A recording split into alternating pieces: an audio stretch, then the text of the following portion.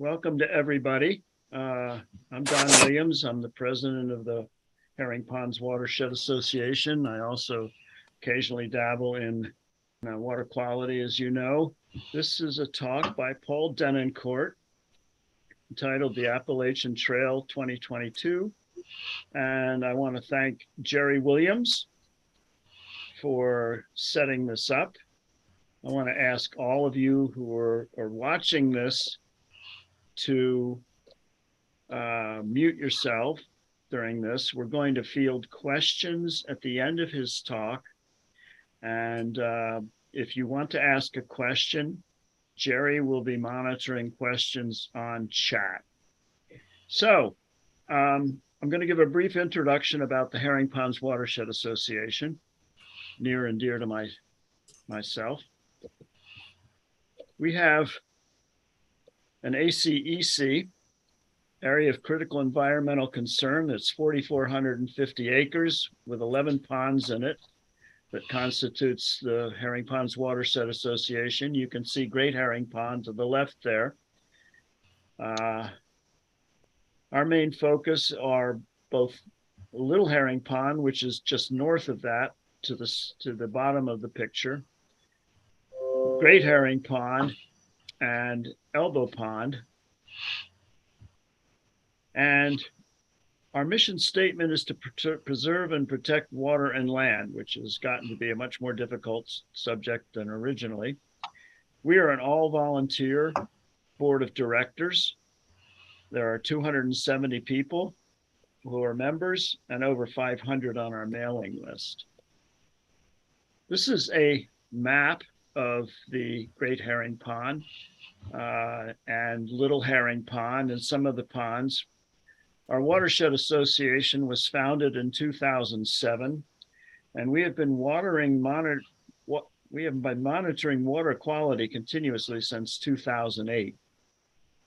We've had an excellent partnership with the Department of Marine and Environmental Affairs in the town of Plymouth, and we have just recently concluded a water quality plan, and we got the draft in August.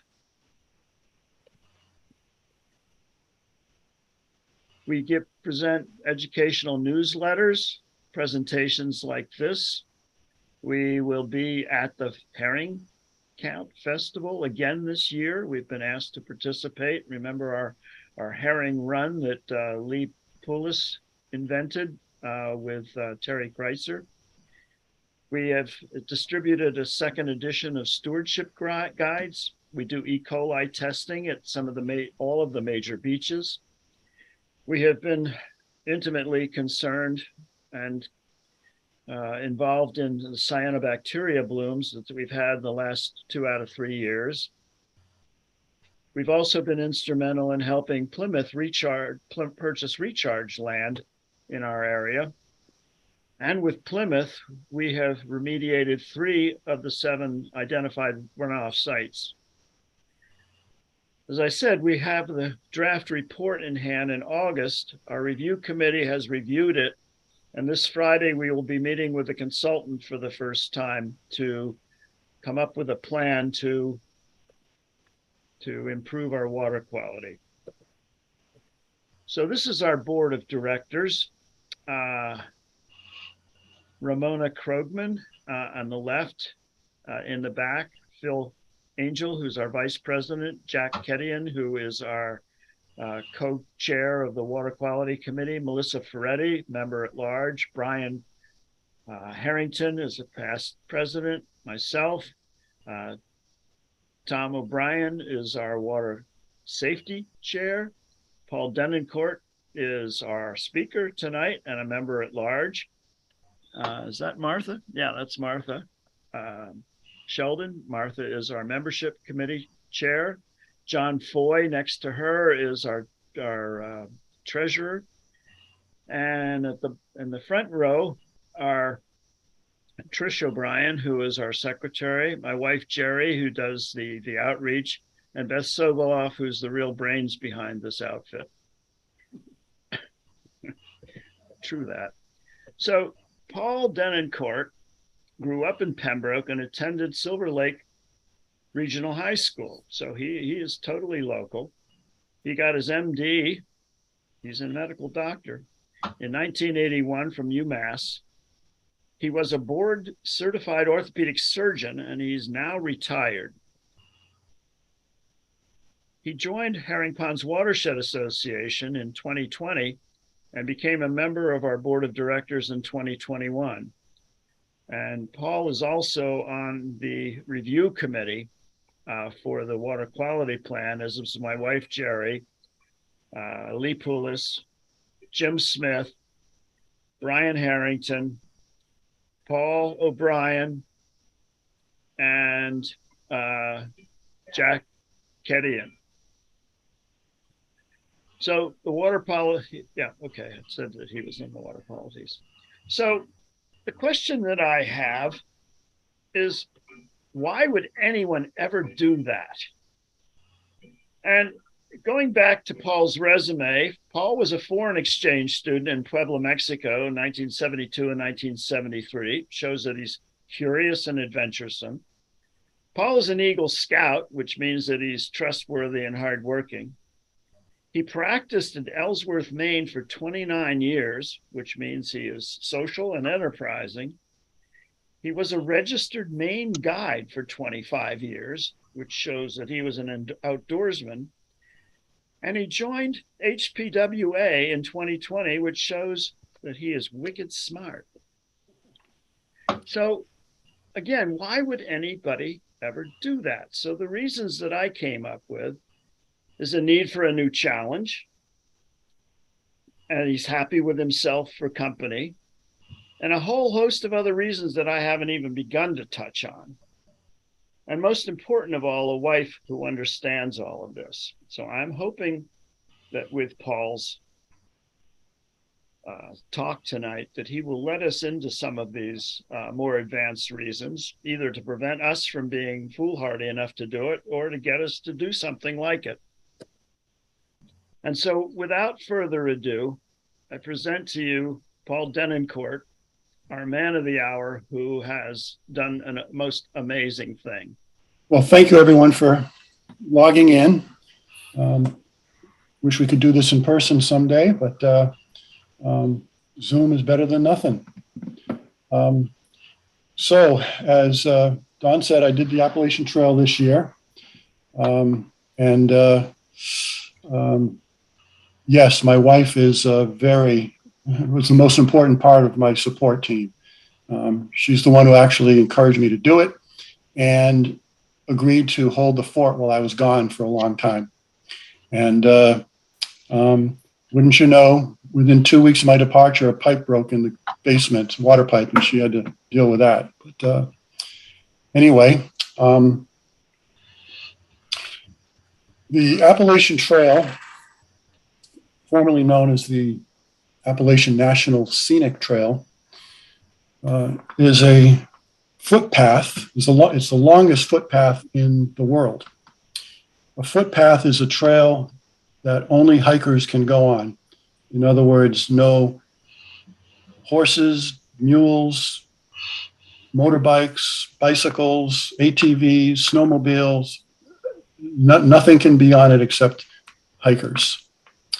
It's not the longest trail in the world or the country, but it's the longest footpath. It winds through 14 states between Maine and Georgia. In Maine, the northern terminus is the summit of Katahdin, the highest mountain in that state. And in Georgia, the southern terminus is the summit of Springer Mountain. So it's unusual. The trail is unusual in that it goes from a summit to a summit. Most trails start at a road somewhere or a parking lot, but this goes summit to summit. Officially, it is 2,194 miles, but you have to get on or climb up or down the summits at either end. So in reality, it's 2,207 miles. So we just round that off to 2,200. To do it, you have to climb over 311 mountain peaks. You have a change of elevation, meaning the sum of ascents and descents, of approximately 500,000 feet. That's equivalent to climbing from sea level to the peak of Mount Everest and back to sea level 16 times. The trail goes through federal land, state land, and private land. On the federal side, it goes through 2 national parks, several national forests, as well as national historic sites, national monuments. In the states, it can goes through several state parks and state forests. And as I said, there's a lot of private land. So it's overseen by an unusual triple alliance of federal government, state government, and private concerns. On the federal side, it's under the protection, it's part of the National Park Service. Each individual state is responsible for its for the parts of the trail that go through state land. And on the private side, it's supervised by the Appalachian Trail Conservancy, which is a nonprofit organization which supervises and manages the private lands. The highest point along the trail is a mountaintop in Tennessee called Clingman's Dome.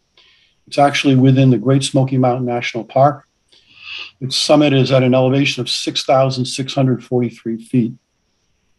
The lowest point is at the Bear Mountain Bridge over the Hudson River above New York City, where the elevation is only 124 feet. When one does the entire trail, you take on average 5 million footsteps. On average, you'll burn more than 4,000 calories per day. You can't eat 4,000 calories per day every day, so you lose weight. The average man loses 30 pounds, and the average woman loses 15 pounds. I think it's remarkable that women are metabolically more efficient, and although they can hike the same distance, they only lose half as much weight. This year, hikers are encouraged to register with the Appalachian Trail Conservancy if they're planning to do a through hike.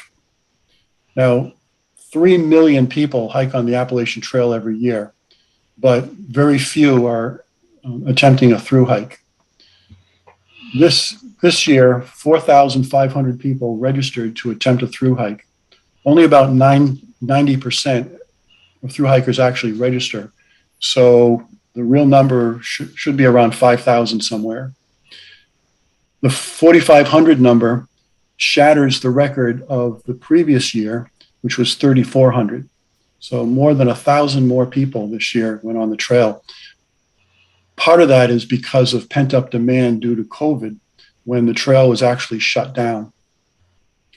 Most hikers are in their early 20s. The median age is 24. 40% of hikers are female. The youngest person recorded to have completed the trail is a young lady named Juniper Nettenberg, who at age 4 completed the trail with her family in 2020. The oldest through hiker is an elderly gentleman whose picture you see on the right. His name is Meredith Eberhardt. His trail name is Nimble Will Nomad, who last year did the trail at age 83. It took him 10 months. Of all the people who sign up to attempt a through hike, the success rate is about 25%. So 75% of people will fail.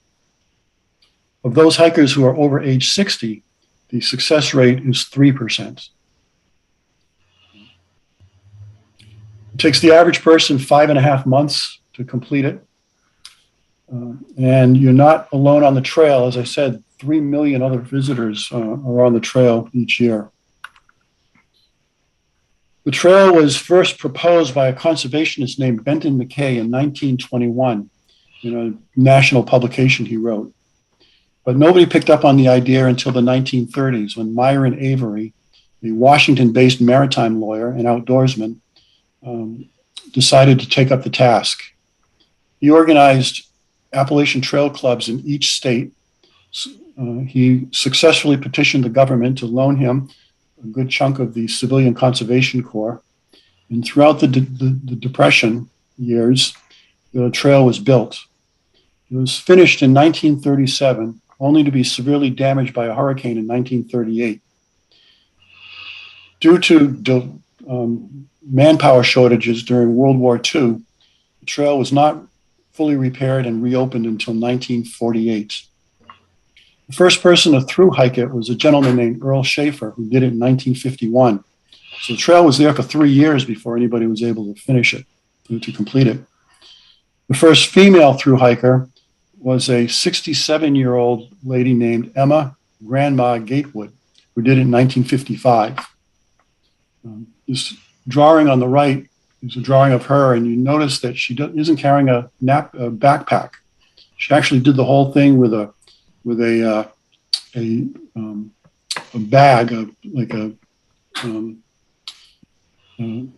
textile bag over her shoulder, where she had a few supplies and some food, but did the whole thing carrying that on her shoulder. Interest in the trail was slow to develop.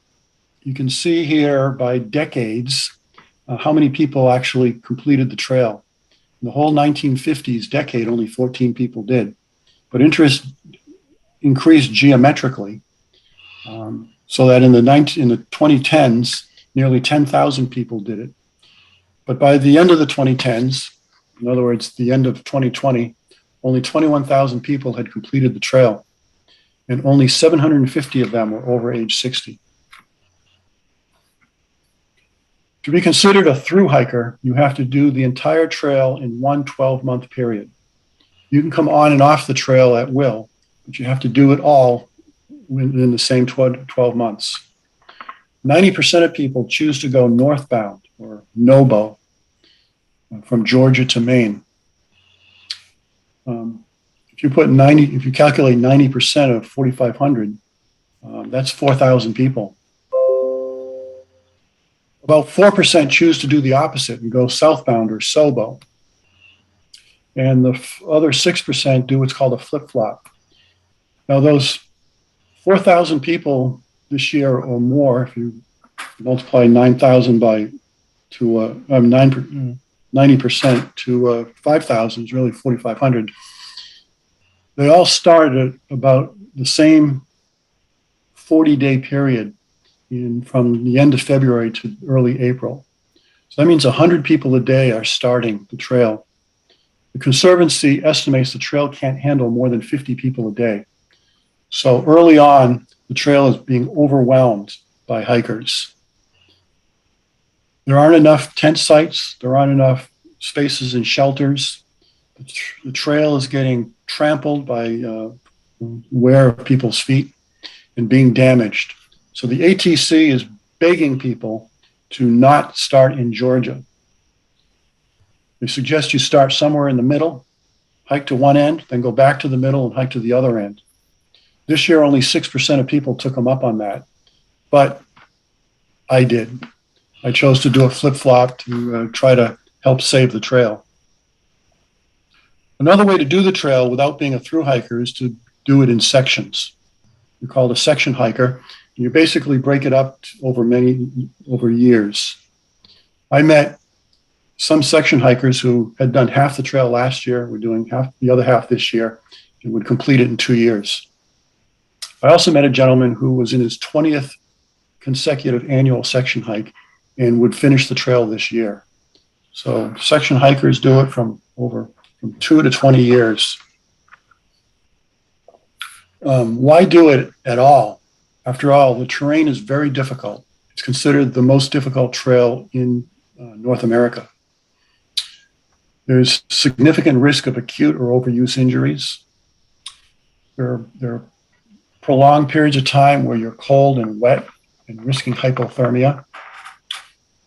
There are prolonged periods of time where you're hot and dry and risk dehydration.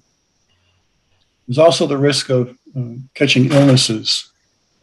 Every year, norovirus epidemics break out, particularly in what's called the bubble, a group of people starting in Georgia at about the same time, and for quite a while hiking together. And every year, including this year, norovirus epidemics come out. Also, COVID-19 is contracted on the trail, and I know several hikers who caught COVID from staying in shelters with other people who were contagious. You're drinking out of streams and springs. There's a risk of waterborne illnesses, particularly Giardia. And there are millions of ticks along the way. And so Lyme disease is a real issue. Statistically, 10% of thru hikers come down with Lyme disease on the trail.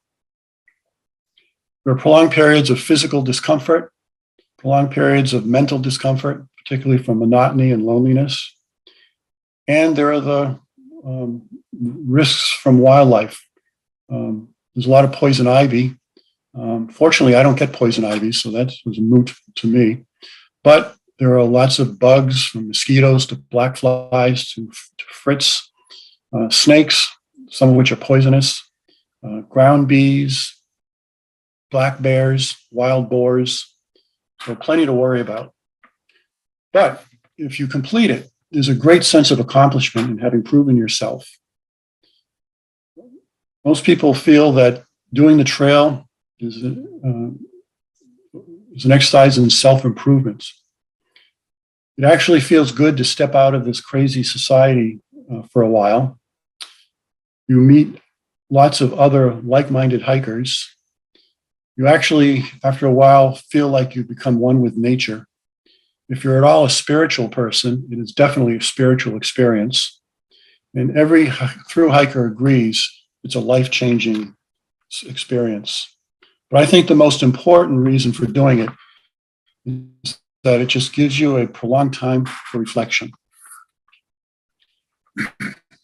Because you are becoming a different person on the trail, and hopefully a better one, it's traditional to symbolize this transition by hiking under a different name, giving up the name that you stepped on the trail with. Traditionally, it's best if you're given that name by another hiker, but you can choose your own. I've listed here 9 different trail names of hikers that at one time or another I hiked with for a while. But my trail name was Paladin. Paladin is a word from the Middle Ages referring to a knight who was devoted to a cause or on a quest.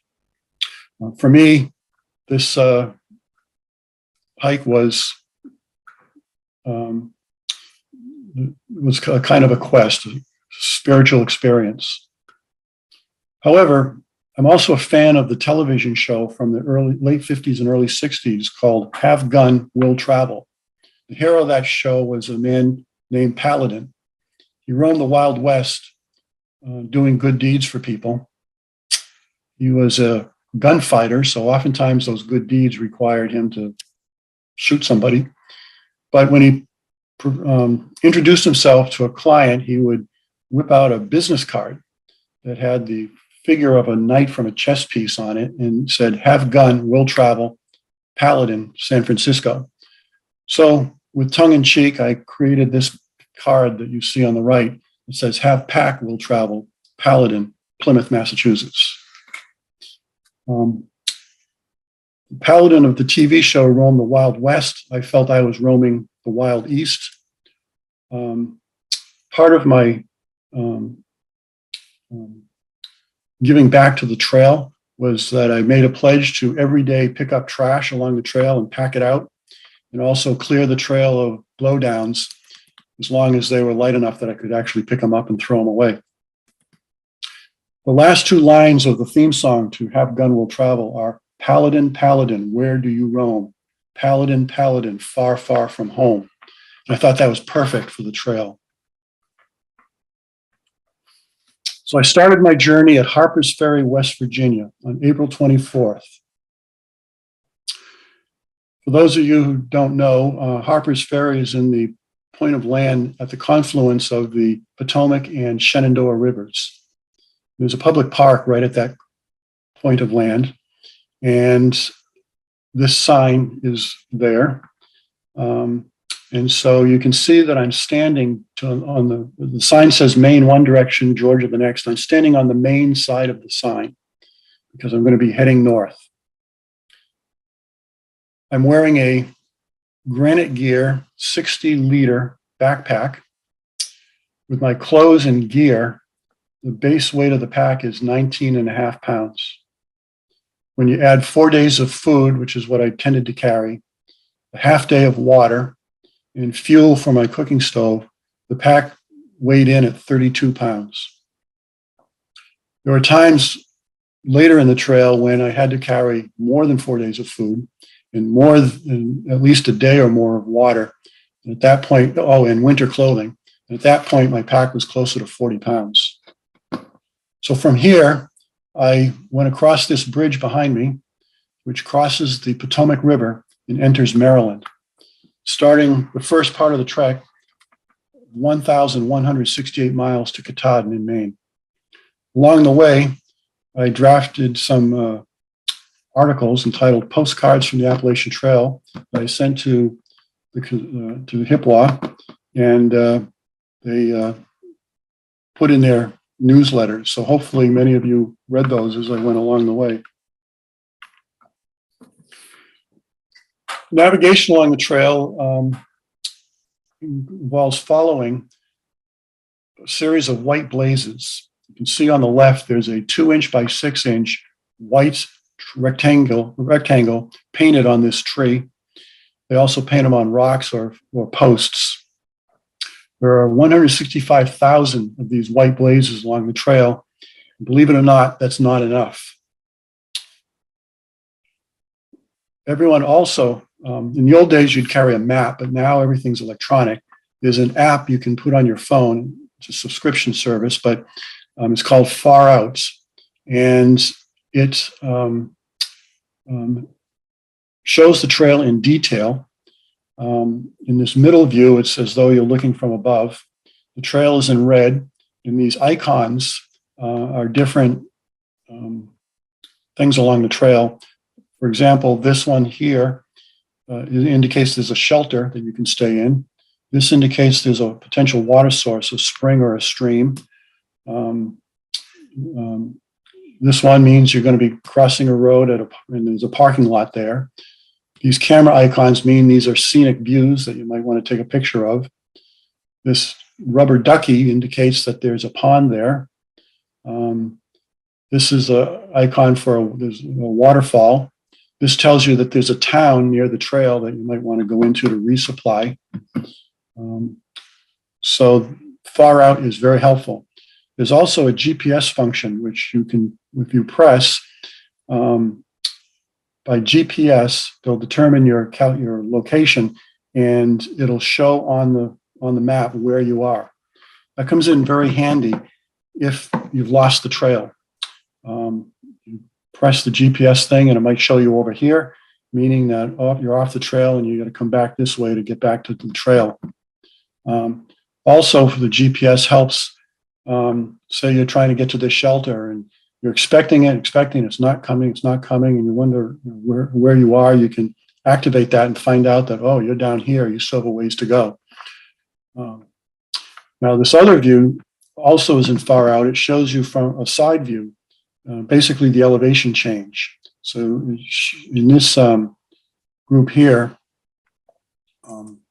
it shows that in the 10 miles that this is showing, you're going to go from about 2,000 feet to 6,000 feet and then back down some. So Far Out is very helpful. Along the way, where do you sleep? Well, there are 255 shelters that you can stay in, and around the shelters are designated tent sites. The shelters are, for the most part, 3-sided Adirondack-style lean-tos. But they vary. Most are 1 story, some are 2 stories. This one here is actually 3 stories, 1, 2, and 3. Most are made of wood, a few are made of stone. Most are open on one side, a few of them are enclosed. Some of the stone ones actually have fireplaces, so on a cold night you can build a fire in there. They tend to put these shelters near a water source. Not always. Some have no water source, but most of them do. They also, most of them have an outhouse or a privy nearby, but some don't. Nearly all of them are infested with mice. Hikers over the years, eating food, dropping crumbs, have fostered a mouse population that is quite active. And at night, the mice come out and run all over the place, including over your sleeping bag and around you. You can hear them chewing. They like to climb up in the rafters and chew on whatever food they found. The other thing about shelters is that they fit anywhere from 6 to 20 people. And inevitably, if you're sharing it with other people, somebody snores. And I find it very hard to sleep when the noise of a snore nearby. So I tended to not use shelters except when it rained. I preferred otherwise to sleep in my tent. But with the exception of Great Smoky Mountain National Park and Baxter State Park in Maine, you are allowed to camp anywhere along the trail that you can find a flat spot to do so. It's called stealth camping. And on the left here, you can see I've set up a stealth camp on the top of a mountain in Vermont. And sometimes I would stealth camp without a tent. If the weather was nice and the temperatures were fairly warm, I'd sleep under the stars. This picture up here, I've set up my cowboy camp on a sand beach on the shore of East Carry Pond in Maine. There was nothing else, nobody else on the pond.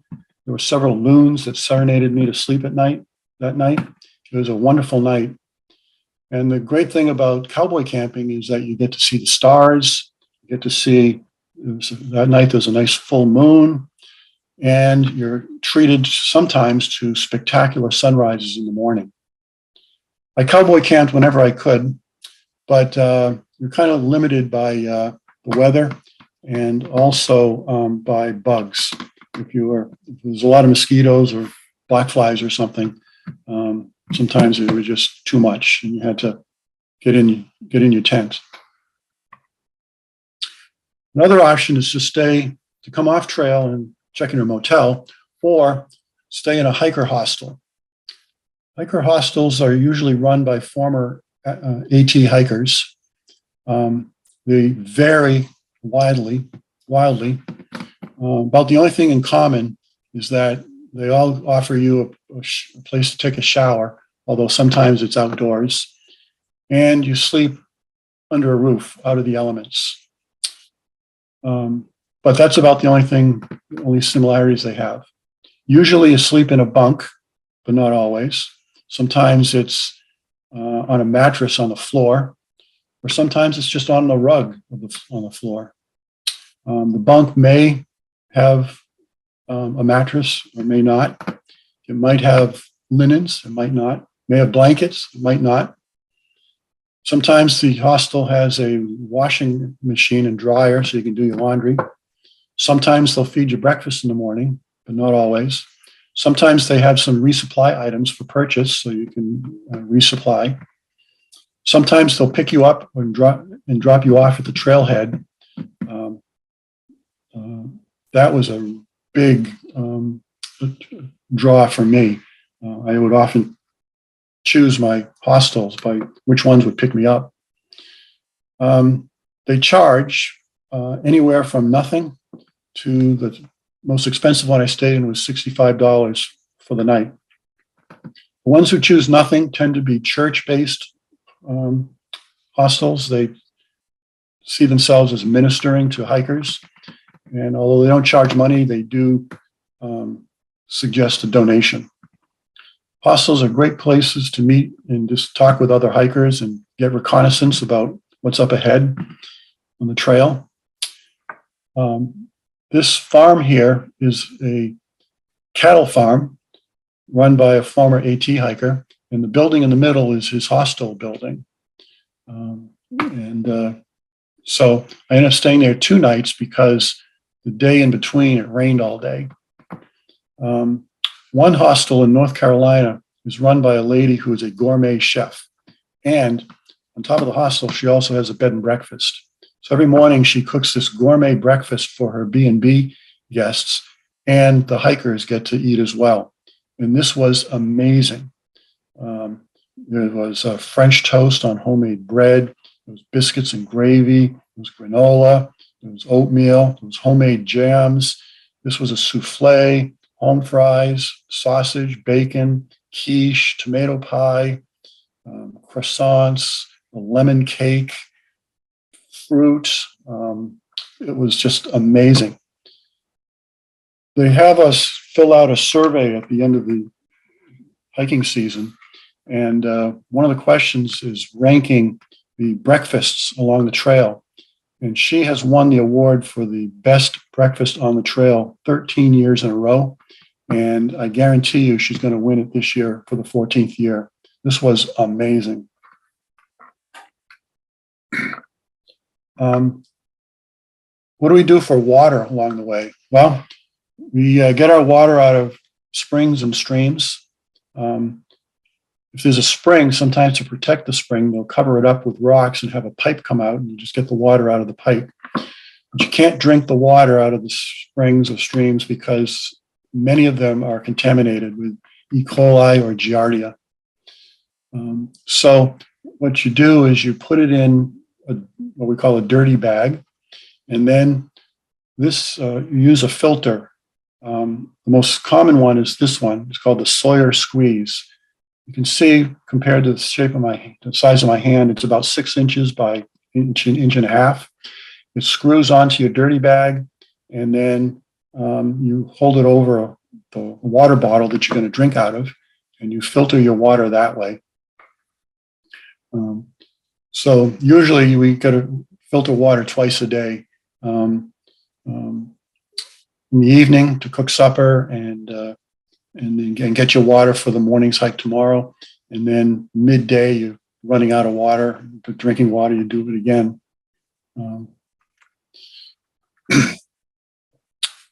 One of the joys of hiking is you fall into and form what's called a trail family or tramily.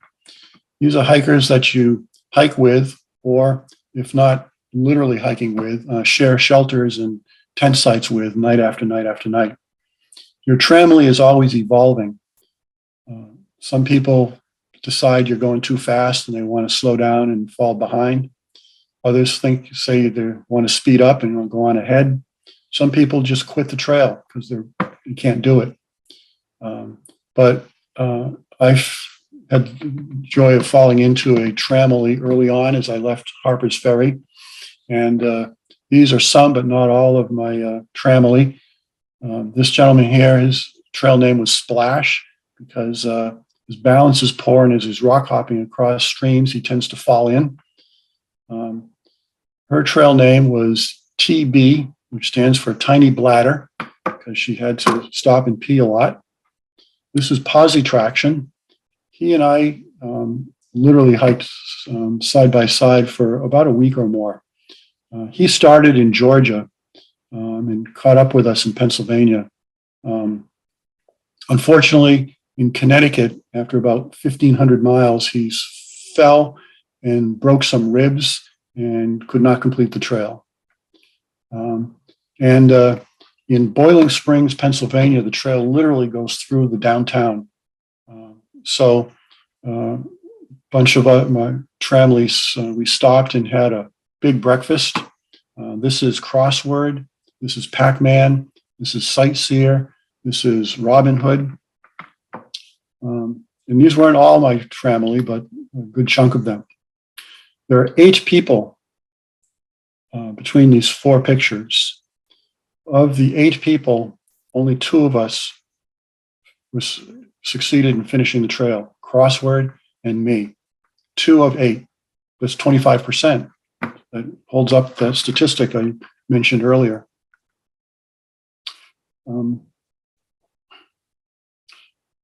Another part of the another custom on the trail is you're losing stuff periodically, and if you find something along the trail, it's customary to pick it up and put it on a tree branch so that if the person who lost it realizes it, comes back looking for it, they'll find it. One day I was walking along the trail and I found a glove on a tree branch.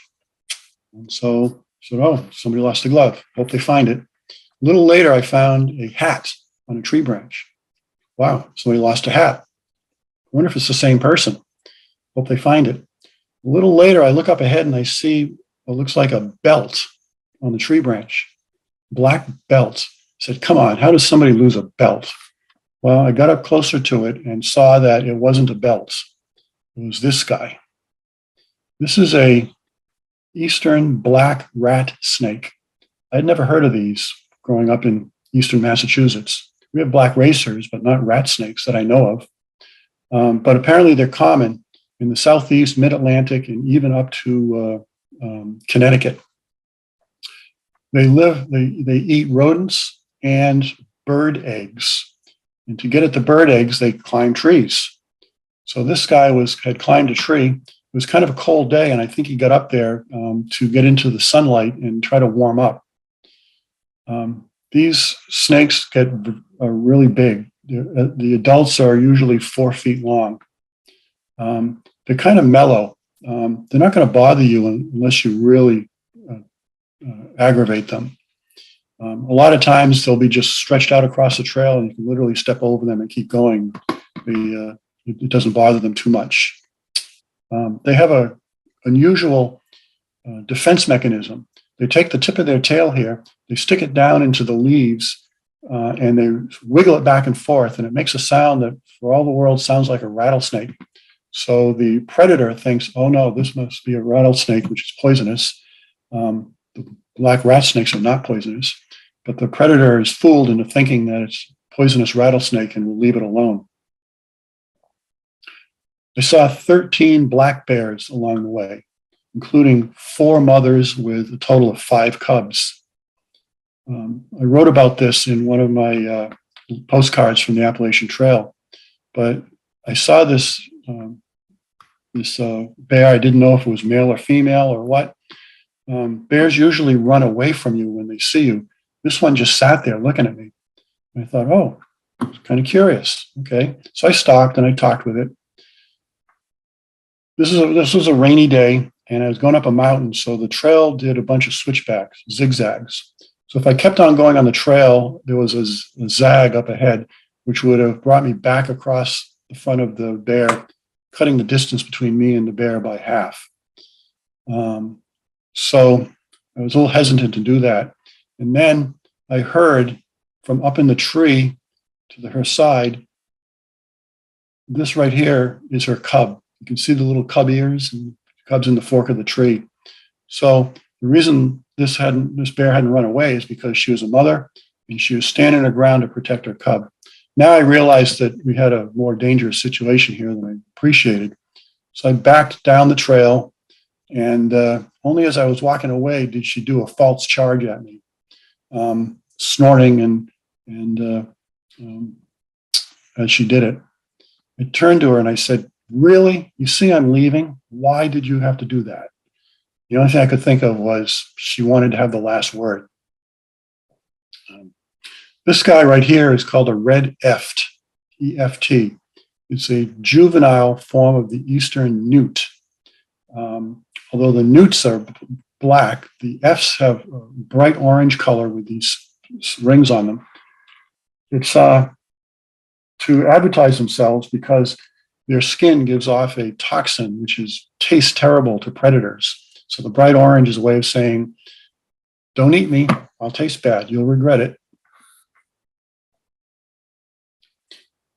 I I saw about 24 of these rat snakes along the way. And so here I'm hiking along and I hear that noise again. And I thought, oh, another rat snake. But I don't have a lot of good pictures, so let me get my camera out and take a video. So I take a video, but I can't see where it is. So you can hear that rattle noise.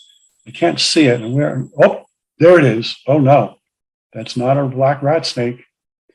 That's the real thing, Eastern timber rattler. And there's its rattle right there. Here's its head, a diamond-shaped head.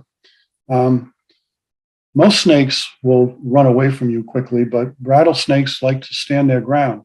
And only after this one decided I wasn't a threat did it stop rattling and slither away. I would have liked to have gotten a better picture, but I would have had to get more into its personal space, and obviously that was not a good idea. Other animals I saw along the way included this fawn who was curled up in the bushes and taking a nap in the sun. I don't know where the mother was, but I checked and made sure it was still breathing, and yes, it was. It was just taking a nap in the sun. This grouse, the mother grouse, is literally sitting on a brood of chicks. This was on a mountaintop in New Hampshire. This fawn was in Pennsylvania. This snapping turtle was laying eggs on the trail side in Massachusetts. Another animal you see along the way is something called a trail angel. Trail angels are humans who, they're oftentimes hikers themselves, and they'll drive to a trail crossing and feed at their own expense hungry hikers. This trail angel here has the trail name of Bacon Wrap. I met him on the top of Mount Greylock. He is standing in front of a Coleman stove where he's cooking hot dogs and hamburgers for us. The table has the condiments and the rolls and cookies and crackers, and there's water to fill our water bottles. This cooler has ice with cold sodas and Gatorade and water. And it really makes your day when you come across trail magic. But the icon of the trail, the most famous trail angel of all, is a gentleman named Fresh Ground. He spends all summer driving up and down the trail in his van, which he calls the Leapfrog Cafe, and he sets up elaborate feeding stations. He does it 3 meals a day. In the morning, he does breakfast, usually pancakes. Lunch and supper vary. The day I came across him in Pennsylvania, he was cooking chili burritos. And once again, he has chips and fruit and hot coffee and Gatorade and water and sodas and you name it. It was, you walk away stuffed when you leave Fresh Ground. He has a 503c nonprofit fund that people can donate to. And so most hikers, when they get off the trail, me included, send him a donation to continue the effort to feed hungry hikers. He's a trail legend. Some trail angels are anonymous. They're not there personally, but they provide things. And they're indispensable in areas of drought where there's no water sources. So they'll leave jugs of potable water, sometimes stuff like this, sometimes in a cooler chained to a tree with ice in it. And sometimes it's not just water, there's Kool-Aid or electrolyte drinks. Sometimes there'll also be a second cooler with dry goods in there that hikers could use, like toilet paper, chapstick, hand sanitizer, things like that. As wonderful as it is to get a meal from a trail angel, these water caches were indispensable. You can get by with the food in your pack, although it's not as good. but you can't get by when you're out of water. So these anonymous trail angels are very important. So what are some of the difficulties I encountered? Well, I said there weren't enough white blazes. Here's an example where the trail bifurcates and there's no white blaze to tell you which branch you're supposed to take.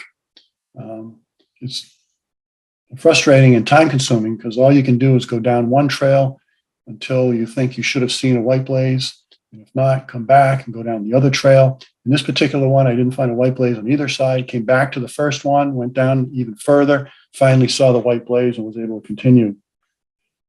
Here's a white blaze on a post underneath a sign that says no trespassing, no walking. What am I supposed to do here? I don't know.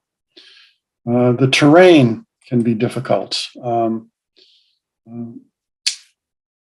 The state of Pennsylvania is notorious for its rocks. And they're usually big slabs that are tilted and the trail goes right along there and slipping and sliding. These are ankle twisting, potentially leg breaking rocks. And in Pennsylvania, you have 200 miles of these. Pennsylvania is nicknamed Rocksylvania by through hikers. But you're walking along, you think, okay, I just got to get to the New Jersey border and get out of Pennsylvania. I get out of Rocksylvania. Well, you get in New Jersey, and guess what? It's more the same for another 75 miles. So New Jersey's known as Rocksylvania. East Rocksylvania. Parts of the trail flood with heavy rains, and sometimes the floods wash out bridges over streams and rivers. And it can take years for the ATC or the feds to come around and replace the bridges. Some areas that flood easily have bypass trails called dry routes. And here, after several days of rain, this sign says that this is the dry route, which obviously wasn't. We tried to ford this and the stream that flooded out, and the current was just too much. We were going to get washed away. So we ended up having to slog out and get to a road and basically walk around this place. The worst weather was on top of Mount Washington in New Hampshire. As you're ascending the mountain, you come to the sign that says, the area ahead has the worst weather in America. Many have died here from exposure, even in the summer. Turn back now if the weather is bad. Well, the weather was bad when we were climbing it. It was fog and sleeting. The temperature was 37 degrees. The sustained wind was 30 miles an hour. The gusts were 70 miles an hour. The wind chill was 22 degrees. And visibility was only 100 feet on the ascending side. I certainly was not going to turn back after having nearly 1,000 miles under my belt. So wearing every article of clothing I owned, I made it up to the summit, got my picture taken, and got the hell off the summit as fast as I could. But while I was there, as you know, there's a cog railway that brings tourists up to the top of the mountain. The weather at the top of the mountain can be terrible, and at the bottom of the mountain can be sunny and warm. Well, the cog railway came up and deposited a bunch of tourists, all of whom were in t-shirts, shorts, and flip-flops. And they ran through the 22-degree air into the concession area, bought hot chocolate and coffee and blankets, got back on the train, and after paying $75 a head to get up to the top of the mountain, that's what they got for their money.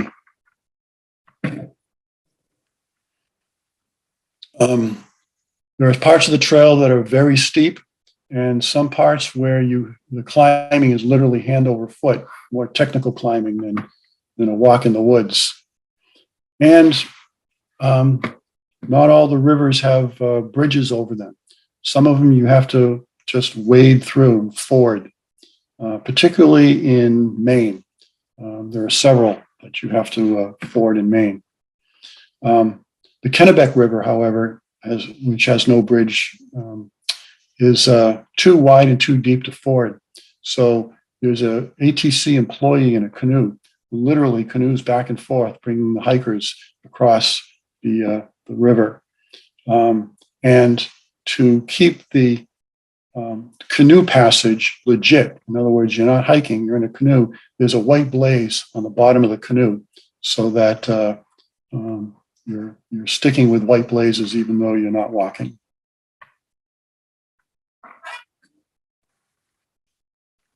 My definition of adventure is a journey where unexpected things happen regularly.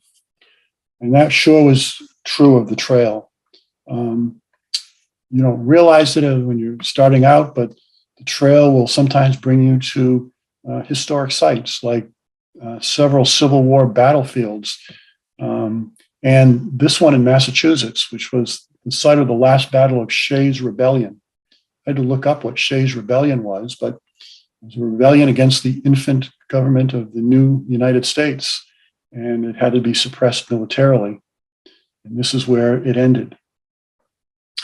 You tend to lose track of the days on the trail. In New Hampshire, I came off the Presidential Traverse and into the town of Gorham. And my plan was to stay in a hostel there and resupply that night, get some food in the restaurant, and head out the next day. But I got into Gorham, and the place was in celebration. Turns out it was the 4th of July. I had no idea. I'd lost track of the time. But the hostel was across the street from the town common, which was very large. And on the common was a carnival with rides and midway and food and games and live entertainment. And that night they had a spectacular fireworks display. So that was exciting. It's also exciting to come across beautiful beaches like this one on Lower Joe Mary Lake in Maine. I got here towards the end of the day, so I stealth camped right on the beach. I wanted to cowboy camp, but there were these biting sandflies that drive you nuts. So I tent camped here, but there was a beautiful full moon that night. It was a great place to stealth camp. Also, you come across some spectacular waterfalls. I personally get rejuvenated when I see a nice waterfall, see and hear one. And there were several along the way. But this one was Housatonic Falls in Connecticut, which was spectacular. The trail sometimes brings you through funky places like through caves. And some of them are so tight that you can't fit through with your pack. Sometimes you have to take your pack off and crawl on your hands and knees and drag your pack behind you. But it gets kind of fun. It's like a grown-up jungle gym, climbing through caves and over rocks and the like. In Maine, I was surprised, even though it was July, mid-July, to find snow and ice still in some of the crevices between the boulders. And in upstate New York, I came across this. It's called the Telephone of the Wind. And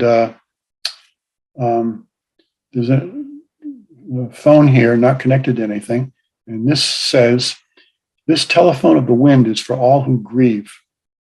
You are welcome to find solace here. Please use it to connect with those you have lost, to feel the comfort of their memory. You may hear their voices in the wind. May you be at peace with your loss."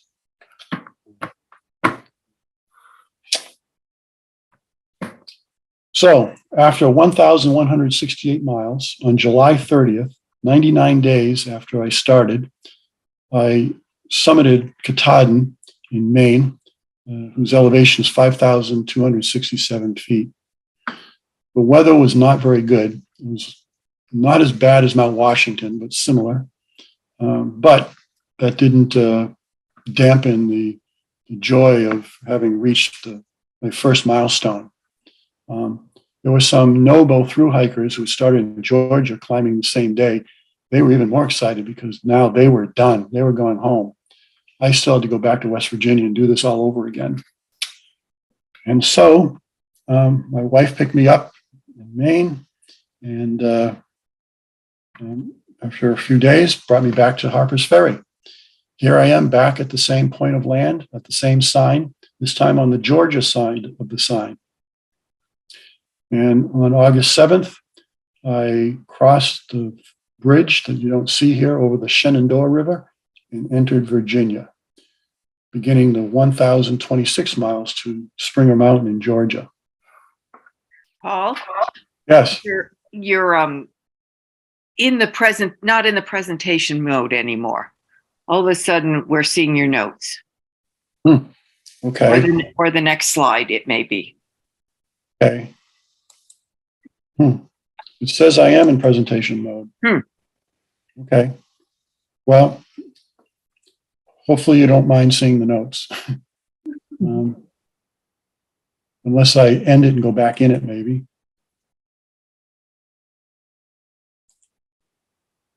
Yes, perfect. Now? Perfect?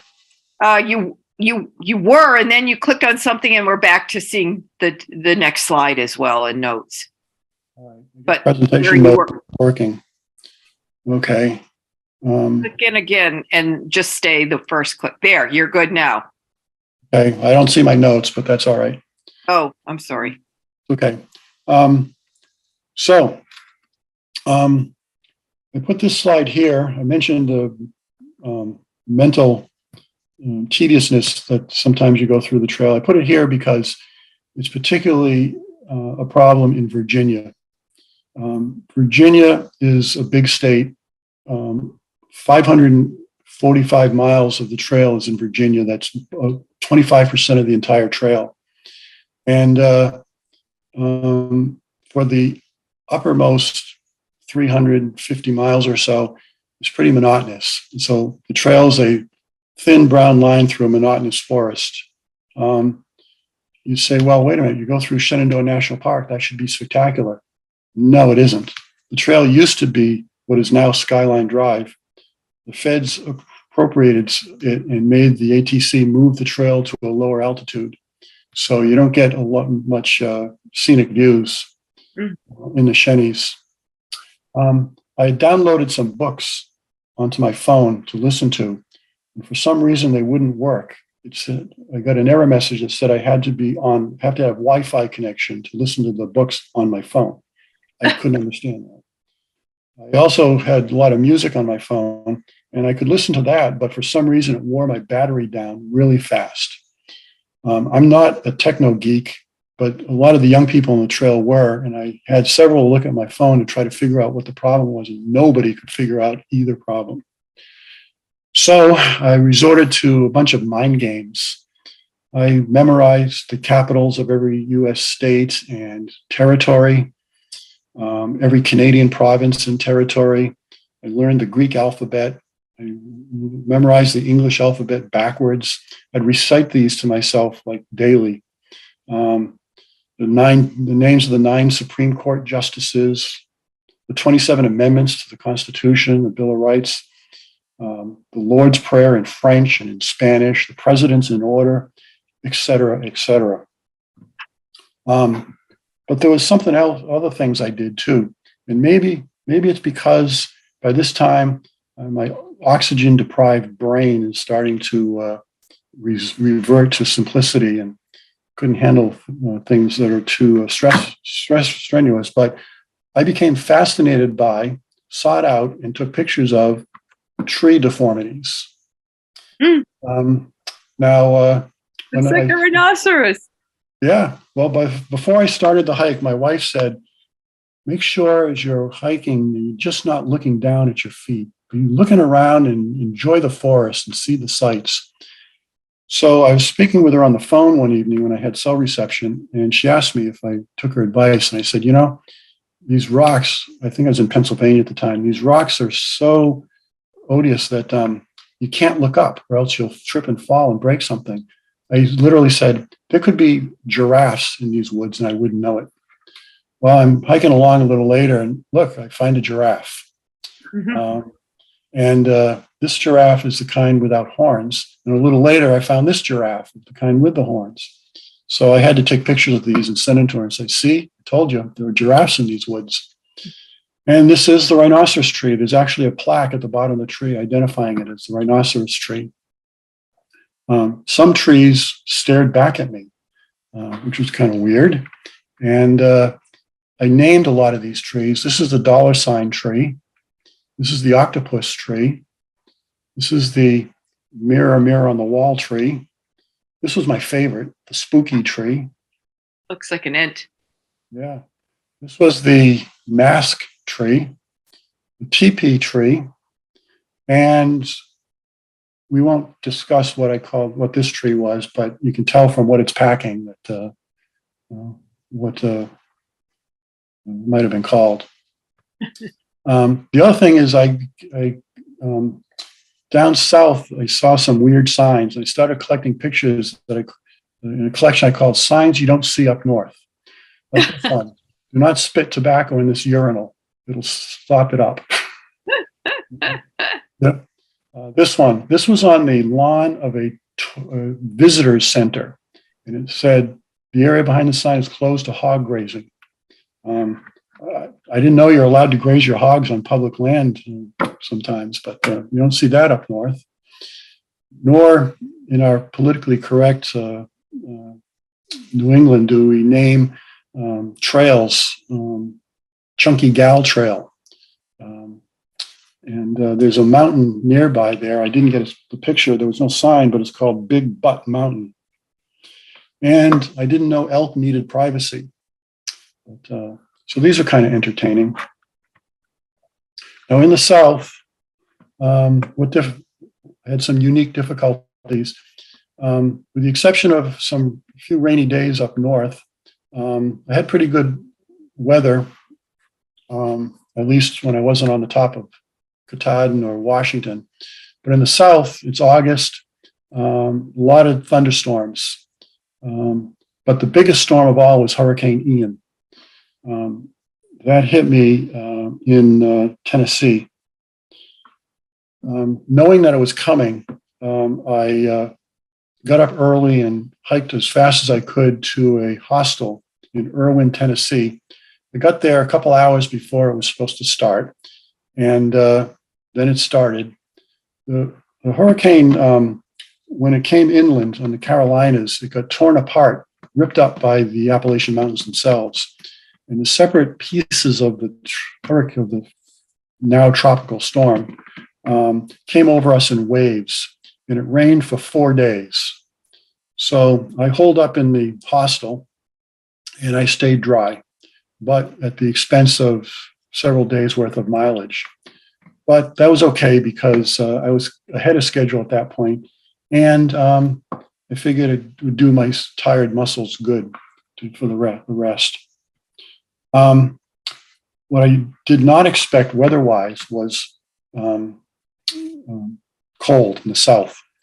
One of the reasons I decided to do the southern half SOBO is because I thought that as I heading south, I could stay ahead of cold weather as it descended from the north. What I didn't realize was that the Smoky Mountains, winter starts in the Smoky Mountains first and heads north. So starting the end of September, we started having frost at night, and I did not have my winter clothing with me. I'd sent it back, or with my wife. I didn't have a winter sleeping bag. So I had several really cold nights where I was shivering and got very little sleep at night. And when I got to Newfound Gap in Smoky Mountain National Park, I went off trail into Gatlinburg to buy some winter clothes and a winter sleeping bag. Also in Tennessee, I got attacked by a swarm of yellow jackets. They had a nest in the ground that I didn't see. It was off the trail, and they were angry. I think somebody had come by before me and angered them up, and then by the time they got out looking for somebody to punish, I was the next bystander. But I got attacked and stung several times, including once on the left temple. Now, I've never been allergic to bee stings before, but apparently I am now, because the next morning I woke up with facial edema, including my eyelids were so swollen that they were reduced to slits. And all I could see was from 3 feet in front of me to 15 feet in front of me. To look further away, I had to bend my head back so that looking down was looking down the trail. I was at a shelter site. All I had with me was a leave, but there were other hikers there, and one hiker gave me some Claritin that he had. But you know, the intelligent thing to do would be to just lay there for a couple of days and wait for the swelling to go down. The problem was I didn't have enough food to spend 2 extra days just laying there. I had to keep walking. So I got up and hiked. And it turns out that was the best thing, because being vertical, gravity pulled the swelling out of my upper face and into my lower face, improving my vision so that I could see better. And it took 3 days for the swelling to go away completely. Now, the irony of this is this happened on the trail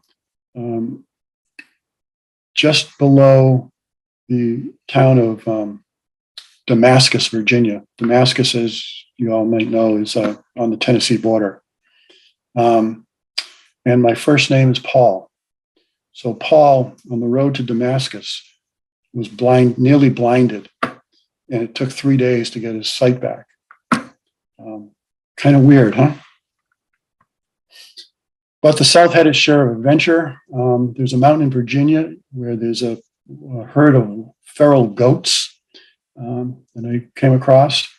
The Grayson Highlands is inhabited by wild ponies, one of which wasn't so wild. He came right over to me and buried his nozzle in my belly and wanted to be scratched. And I think he wanted to be fed too, but didn't have anything for him. But that was exciting. And once in Danville, Virginia, I went into town to resupply. I went into a restaurant to get something to eat. The hostess took me to a table and had me sit. And it turns out that the chair she sat me in was a chair that a former president had sat in.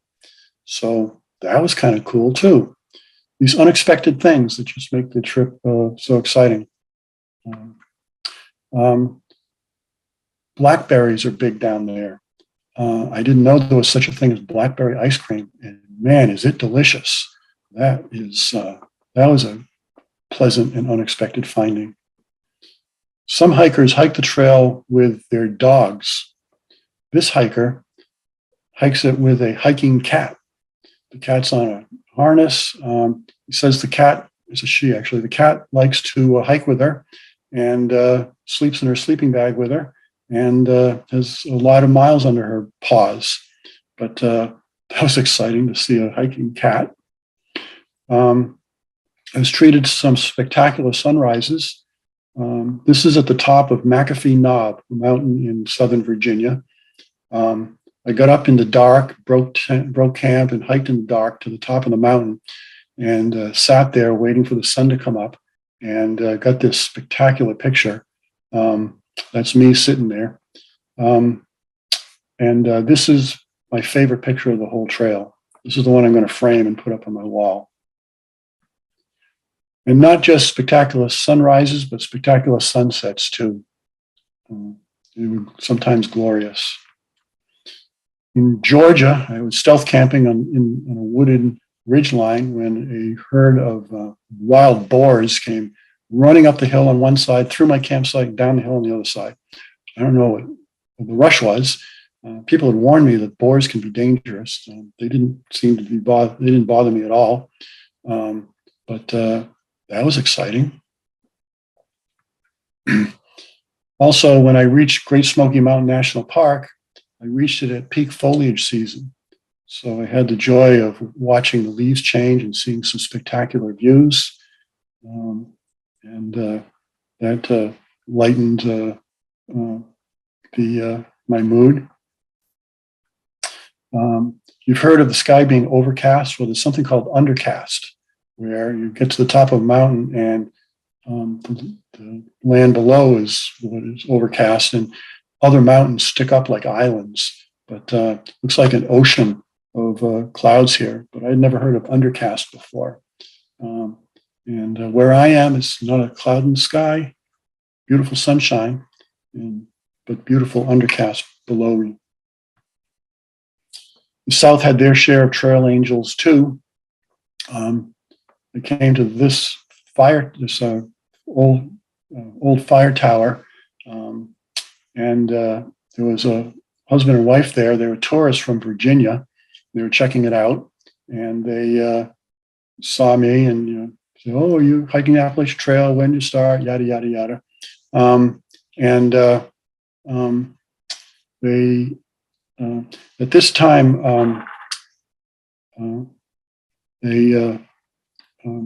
something happened to my gut while I was on trail, where I lost the ability to digest lactose. I became severely lactose intolerant, which was a problem because I didn't realize there's lactose in chocolate. And remember those 4,000 calories a day I need to try to get? Well, you get that by eating a lot of candy, particularly candy bars. And suddenly I couldn't do it. Now, they make an over-the-counter medication called Lactaid, and I had some, and I ran out. Well, these people said, "Hey, for your hike, we've got a bunch of candy bars here. Would you like them?" And I said, "No, I can't because of this problem." They said, "Oh, well, we have some fruit, some grapes. Would you like some fruit?" And I said, "Yeah. We don't get fresh fruit on the trail. That'd be wonderful." So they gave me what leftover grapes they had. I ate them, thanked them, took off. 10 miles later, the trail was crossing a road. 10 miles is like 5 hours later. There's a kiosk at the road crossing with a map and the like. There's a gallon Ziploc bag thumbtacked to the kiosk with a note in it. And the note says, "For the southbound through hiker, we met this morning at Waya Ball," which was the name of this mountain. And there was fresh fruit and a bottle of Lactaid. They're not from that area. They drove to a town, bought these things for me, researched the trail to find out where I'd be crossing a road, and then tacked it to the kiosk, hoping that I would find it. And again, I did. So the South had their share of trail angels as well. The southern terminus is marked by these two plaques bolted to the ledge rocks there. And I reached the top of Springer Mountain where these plaques are on October 28th, after 2,200 miles.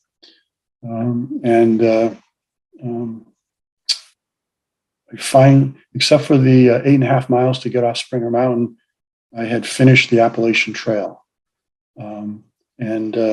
What a relief.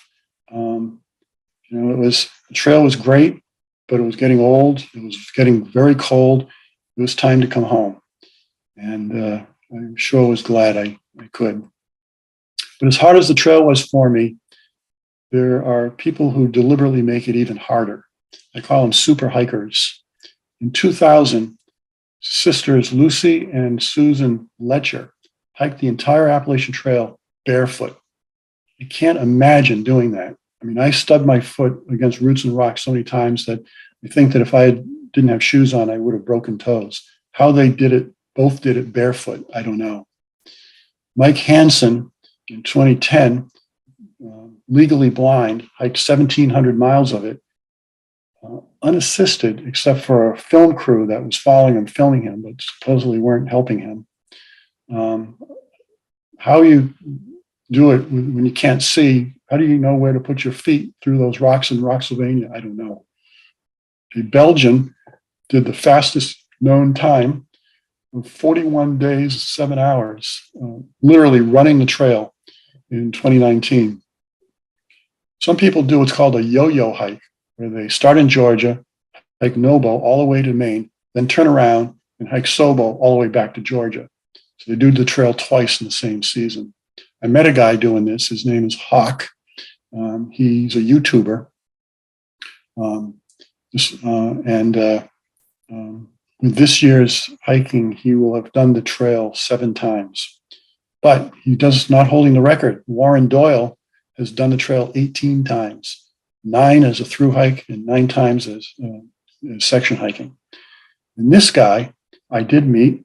His trail name is Larry the Logger. He's a disabled Gulf War veteran, disabled by PTSD. He's hiking the trail carrying this 6-foot spruce log.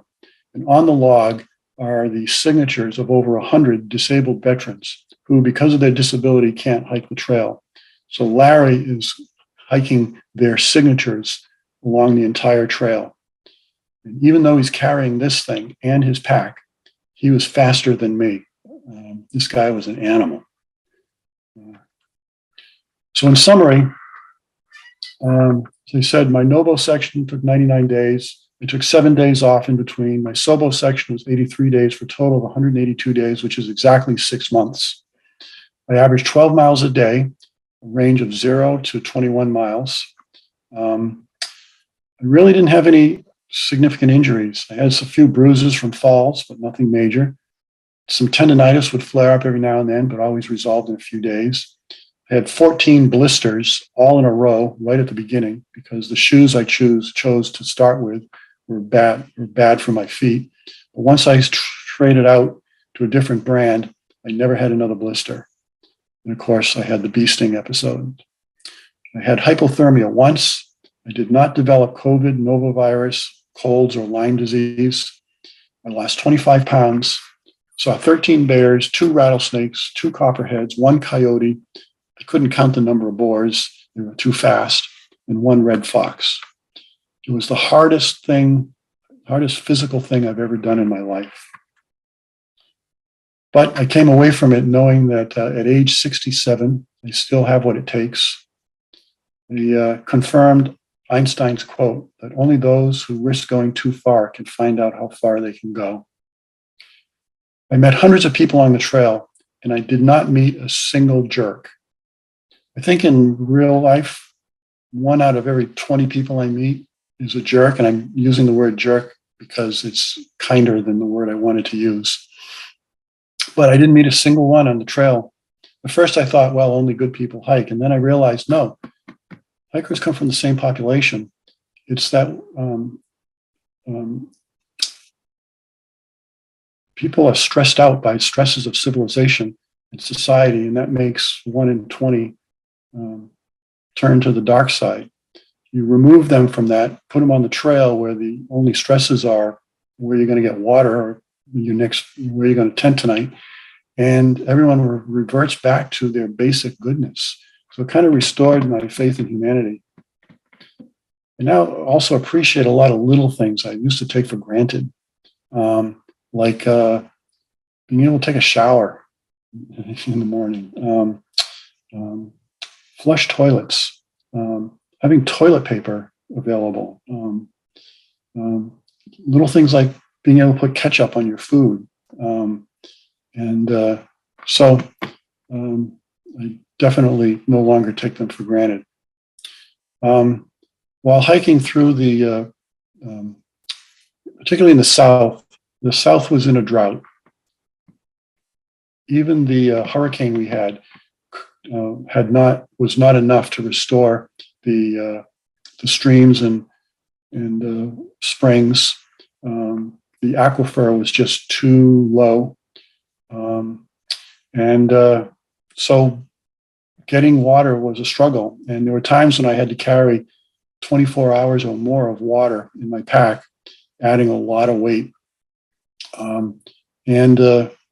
Whether the droughts are caused by climate change or whatever, you can argue, but it highlighted the importance and fragility of the aquifers and watersheds. And that made me gratified that I'm a board member of the Herring Pond Watershed Association. And I also learned the value of unplugging from civilization every now and then for a period of time. It's just a way to rejuvenate yourself. I didn't do this trail alone. I had many people help me. As I said at the top of the talk, particularly my wife. Not only did she hold the fort while I was gone, but in the northern half of my hike, she drove out every 3 weeks to meet me at a trail crossing, take me to a motel, get me showered, bring me to a store to resupply, took me out to dinner for supper and breakfast the next morning, put me back on the trail, rejuvenated. And in the South, she drove all the way to Southern Virginia to do that once. Plus, she drove up to Katahdin to pick me up when I summited there, and drove to Georgia to pick me up when I finished. My fellow hikers, many of them helped me out quite a bit with advice and reconnaissance. And there are people from the ATC and the states and the feds who maintain the trail. I met several of them along the way, and I thanked every one of them for the work they do. The trail angels, the hostel operators, and strangers along the way who generously gave me food, beverages, transportation, encouragement, and on 2 occasions paid my restaurant tab anonymously. Hikers told me that the trail talks to you and the trail provides, and I've learned that's true. So I thank the spirit of the trail. So with that, I'll conclude and entertain any questions. Paul, this is Don. What was your biggest surprise along this trip? What was the thing that really surprised you? Or things? It was the goodness of people. Sometimes I think it's part of human nature to probably left over from our caveman days where we had to size up other people quickly. But sometimes you see somebody and you just get the feeling that, oh, I'm not going to like that person. And I'm guilty of that. But I can think of I came across some hikers that they're covered with tattoos and piercings and hiking with their phone, loud music, and in the shelters, making a lot of noise. But I got to talk with them and found out that they're really nice people. And sometimes they actually went out of their way to help me. So I learned that not only can you not judge a book by its cover, but you can't judge a person by his cover either. And that surprised me and kind of shamed me because I was drawing conclusions about people that I shouldn't have. But it's not only that, people that you at first glance think you wouldn't like, but people just opened up to help me. There were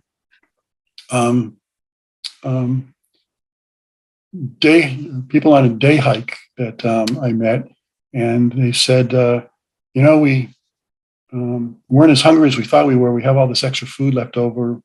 Would you take it? Yeah, I have hiker hunger. I'll eat everything.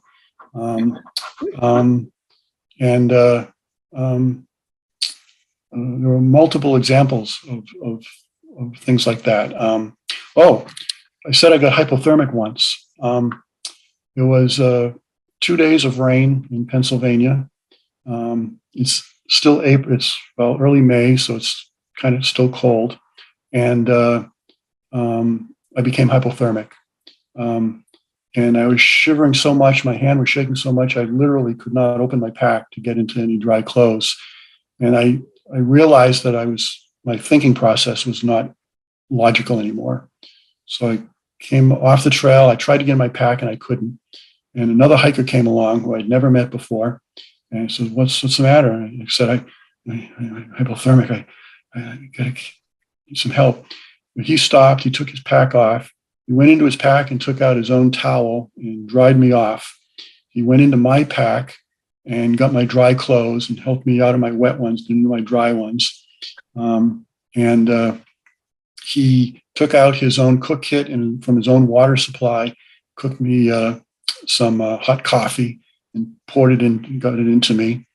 And then as I was feeling better, he hiked with me to the next shelter. When we got there, there was only one spot left. So he had me take it and he tented out in the pouring rain.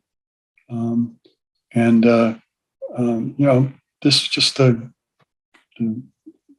he could have just said, when I said I'm really cold and hypothermic, he just could have said, well, sorry, hope you get better, and gone on. But he stopped and did this for me, for a complete stranger. And he was the guy I ended up hiking with for more than a week, Posi Traction. And we're now good friends. And I think we'll be friends for life. But it was things like that that surprised me. The generosity, graciousness of people that frankly embarrassed me too, because I don't know if I would have been as gracious as some of these people were. So it was part of helping to make me be a better person. But it was, I think, the biggest surprise of all. People are actually basically good. And I didn't know that. I didn't think that starting out. Does anyone else have a question? I can't see hands and nobody's got the chat. So if you have a question, just pipe up. Paul, this is Beth. I have a question, well, kind of two-sided. Knowing what you know now, would you have done the hike and would you do it again? Knowing what I know now, yes, I would. I would do a few things differently. Small things like the fad on the trail is to use for your sleeping system, use down quilts. So I got a quilt. Well, I hated it. I roll from side to side when I sleep, and without a bag around me, it just opened up the quilt to cold air. So I'd like to, when I bought this new sleep system, I bought a sleeping bag. And, I now know what shoes not to buy. But yes, I would do it again. I mean, I would do it knowing what I know now. Would I do the AT again? No. There are too many good trails out there with other spectacular views. Why see the same thing twice when I can see two different things? So I would pick a different trail if I were to do something again. And I don't know if I would do something as long as I did 6 months, mostly because, my wife was a good sport about this being without me for 6 months, but I can't do that again to her. So if I were to do a long trail, it would be something shorter, like a month or less. But yeah, I've done the Appalachian Trail. I have the T-shirt. Next time it'll be something else. Well, congratulations. It's really well done. And I really admire you for doing this. Thank you. Thank you. Anyone else? I'll stop sharing slides now, right? Okay. That's a spectacular slide at the end. Yeah, that's Big Niagara Falls on Katahdin Stream as you're approaching Katahdin. And it's pretty spectacular. There were many wonderful. How did you get that picture of you sitting on the ledge there with the sun rising? Well, I wasn't the only person that got up in the dark and came there. We kind of had to take turns sitting there and getting our pictures taken, and we took pictures for each other. Oh, so I asked the guy, will you take mine and I'll take yours? And yes, so that's what we did. that is spectacular. Yes.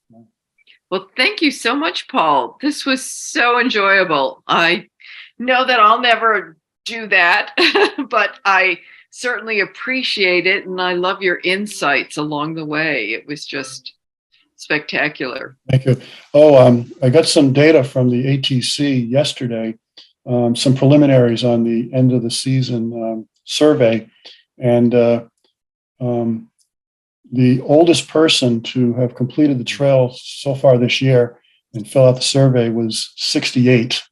So I'm 1 year off from the oldest person. So I was the second oldest person to complete the trail this year.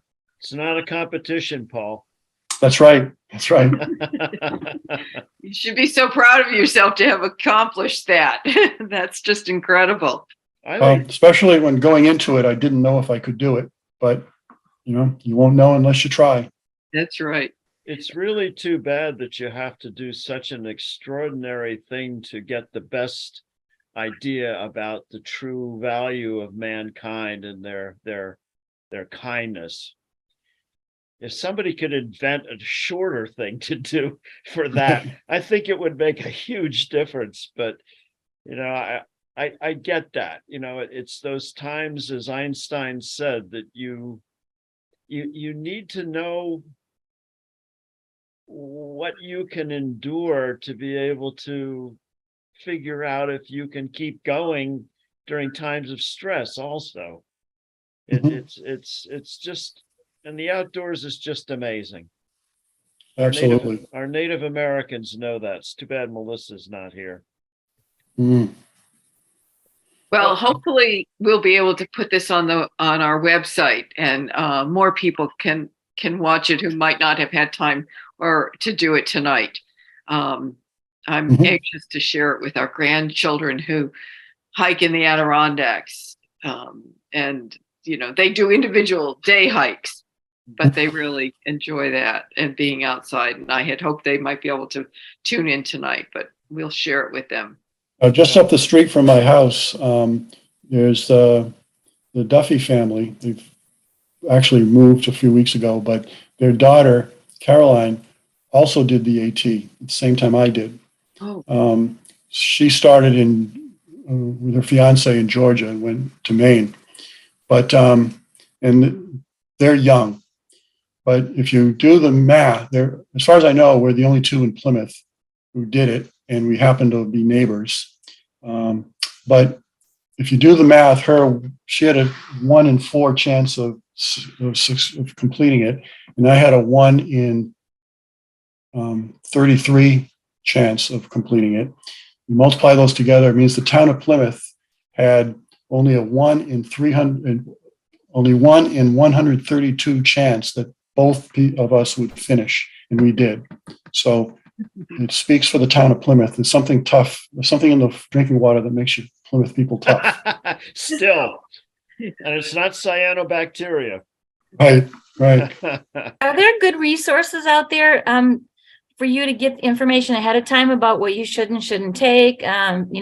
Maybe people talking about what hiking shoes not to wear and things like that. There are good resources. A lot of YouTube videos. There are books, and I watched scores of YouTube videos and read a few books. The shoe thing is really depends on the shape of your foot. Now, I know that I need a wide shoe in the toe box, and I went to REI and told them that, and they said, "Oh, you need this shoe." And I had heard about the shoe; it was fairly popular. So, so the salesman told me that it had a wide toe box. Turns out it did not. He was full of crap, just trying to get me to buy an expensive shoe. But I was smart because I bought that shoe, but I also bought a different brand. The shoes that I'm wearing in this picture, and I left the different brand at home with my wife, saying if I call and say I need those shoes, either mail them to me or bring them to me. So I bought a second pair of a different brand just in case. So it turns out that that's what I needed to do. It turns out that second brand was the winner. So that worked out well. She was going to bring it out with her on one of those every 3-week visitations. And the day before she was supposed to bring it out, she came down with COVID. Oh. So she had to wait 10 days to bring it to me. So I had to do 10 more days of blisters. But eventually I got them, and it cured the blister problem. So the moral of the story is you can't always believe salespeople. Yeah. Oh, really? He's one of the so-called jerks. Yeah. Yeah. Well, thank you all for coming. I learned a lot. I'm much more optimistic about human behavior, but I don't think that I'll do the Appalachian Trail to do it, but I've done a number of hikes that have been non-trivial. So I'm amazed, Paul, and we're certainly great to have you. We're certainly great to have you on this board.